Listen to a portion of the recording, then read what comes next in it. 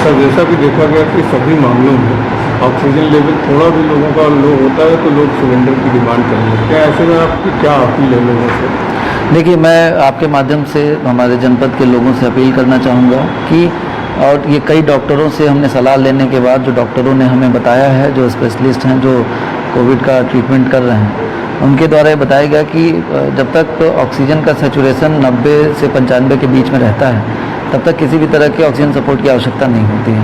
अगर ऑक्सीजन 90 से नीचे जाता है तब हमें ऑक्सीजन की आवश्यकता पड़ती है। वो भी कुछ ऐसे एक्सरसाइज बताए गए हैं, जैसे प्रोन वेंटिलेशन का एक्सरसाइज है, उसको अगर करते हैं तो उससे हमारे ऑक्सीजन का सैचुरेशन थोड़ा सा अच्छा हो जाता है। ऐसा देखा गया है प्रायः कि 5 से 10 पॉइंट का अंतर आ जाता है। तो अगर किसी को लगता है कि उसके शरीर में ऑक्सीजन की कमी हो रही है तो उसमें पैनिक करने की एकदम ज़रूरत नहीं है।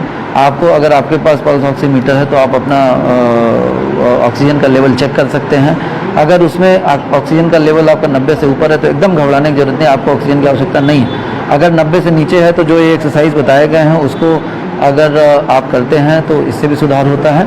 और अगर इसके बाद भी सुधार नहीं होता है तो जो हमारा कंट्रोल रूम का नंबर है उस पर आप नंबर डायल करें, अपने नज़दीकी स्वास्थ्य केंद्र में संपर्क करें। हम लोग तत्काल आपकी व्यवस्था कराएंगे। इसमें कहीं भी किसी को पैनिक करने की आवश्यकता नहीं है। तो इलाज की संपूर्ण व्यवस्था हम लोग के पास है। लेकिन अगर घबराहट में हर व्यक्ति आने लगेगा, जिसका भी ऑक्सीजन सैचुरेशन थोड़ा सा कम होता है, हर व्यक्ति अगर आएगा तो फिर जो सबसे ज़्यादा क्रिटिकल पेशेंट हमारे हैं उनको थोड़ी सी असुविधा हो सकती है। तो मैं चाहूँगा कि आपके माध्यम से लोग इस बात को देखें कि अगर ऑक्सीजन का लेवल ठीक ठाक है तो उनको घबराने की ज़रूरत नहीं है। उनको जब भी जिस भी स्टेज पे अगर ऑक्सीजन की आवश्यकता होगी और हॉस्पिटल की आवश्यकता होगी तो हम लोग उसको उपलब्ध कराएंगे। लेकिन अनावश्यक रूप से कहीं भागने दौड़ने की या वो घबराने की आवश्यकता नहीं है। कुछ लोगों का जैसे जो पेशेंट्स एडमिट हैं उनका ऑक्सीजन सैचुरेशन ठीक भी हो गया है, लेकिन डॉक्टर्स ने भी बताया आपको जैसे कि वो बेड नहीं छोड़ना चाहते हैं। हाँ, ऐसे मरीजों से भी मैं अपील करना चाहूँगा, उनके परिवार वालों से भी अपील करना चाहूँगा।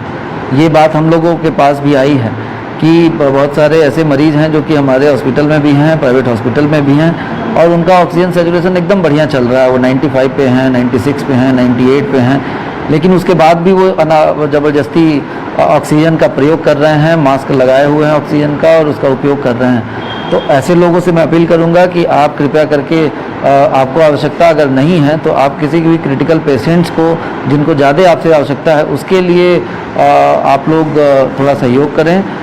लगातार ऑक्सीजन के उपयोग से भी समस्याएं हो सकती हैं। अगर आपको ऑक्सीजन की आवश्यकता नहीं है और आप अनावश्यक रूप से ऑक्सीजन का प्रयोग करते हैं तो वो भी एक समस्या का कारण बन सकता है। तो इससे बचना चाहिए। तो शुरुआत में जब दूसरी लहर आई तो अब बड़ी आपद आती थी, अभी की क्या स्थिति है?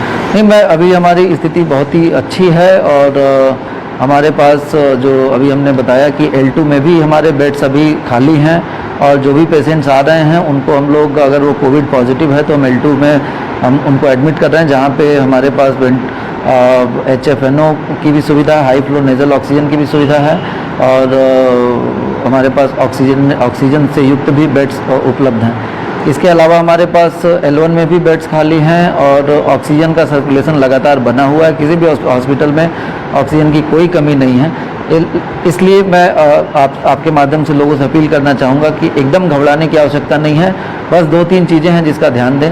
अगर आपके अंदर कोई भी लक्षण आता है, थोड़ा सा भी लक्षण आता है, तो उसको छुपाने की आवश्यकता नहीं है।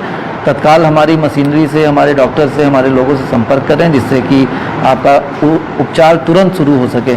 अगर आपने बहुत लेट से संपर्क किया या ट्रीटमेंट कराने में बहुत लेट कर दी, उसी स्थिति में आपको हॉस्पिटलाइज होने की आवश्यकता पड़ती है और कभी कभी स्थिति बहुत क्रिटिकल हो जाती है। सर, आपने एक निर्देश दिया है कि जो अस्पताल में जो भर्ती मरीज हैं उनको भी नंबर प्रोवाइड कराया जाएगा ताकि जो है वो अपनी बात कह सके।